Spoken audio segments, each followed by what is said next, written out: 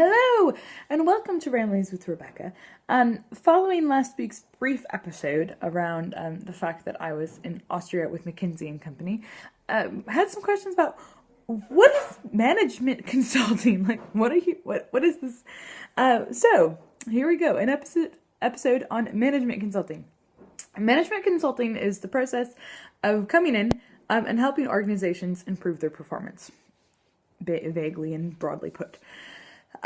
This works primarily through looking at their workflows, their work streams, their team structure, how things are set up, what they do, how they're doing it.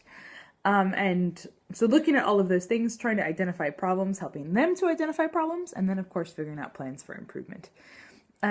Organizations, banks, corporations, nonprofits, NGOs, group homework teams, whatever you'd like, may bring in management consultants. Generally speaking, if you're working with a management consultant, it's because you want some kind of external, objective, non-insider person or team to give you advice. And then also, of course, I'm sorry, there's construction happening outside my flat, and you can probably hear it. Also, of course, to tap into specialized expertise.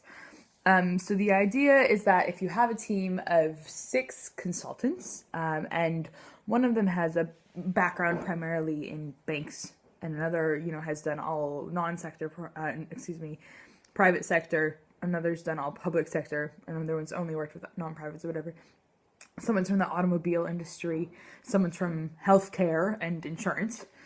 Those 6 people bring quite a range of skills and expertise and have seen different kinds of industries and different, kind of common practices and fields. So someone from the automotive industry might come into a bank's management problem and, bring a lesson learned from the automotive industry. And so that's, kind of the basic assumption in bringing in consultants, that you've got someone who's done a lot of workflow thought, who's looked a lot at best management practices, at best structures, and is able to kind of point to things and say, this is particularly where it would be helpful for you to do X. Consulting, more broadly, can get past management issues and structure issues, right? So you might bring in, it's really, ask an expert, very, very simply. So, a team brings in someone who's the finance dude to answer a very specific finance question. Can we build this building sustainably? How much more would it cost us? That kind of thing. The idea is that a lot of consulting firms then know best practices in industries and can share those and help, you expand. Of course, there's those questions about transferability and that kind of thing. There are many, many consulting firms of all shapes and sizes. McKinsey and Company, who I was with this last week, is one of the biggest, I believe, globally, and also one of the oldest. But of course, consulting happens in a lot of ways, right? We've all consulted for various reasons, right? We've all provided advice. I do quite a lot of very informal consulting for friends running teams, particularly in the Middle East, around team management and team structure stuff. So I went to this program with McKinsey to try and look at what management consulting in, the formal business sector looks like. And that was interesting. But I'm sure you could point to time that you've been a consultant.